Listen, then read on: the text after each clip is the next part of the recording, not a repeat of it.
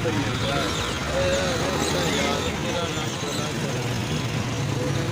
पानी ग्राम आई जुए हर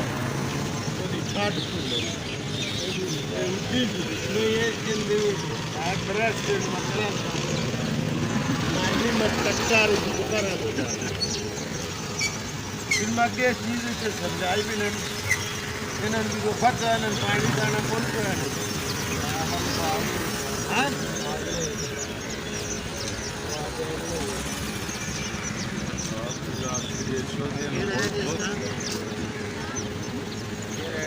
अच्छे नुकी कार के लिए बच्चा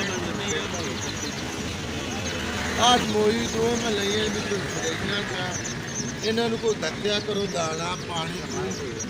नवा बिजनेस से तो शुरू कर रखी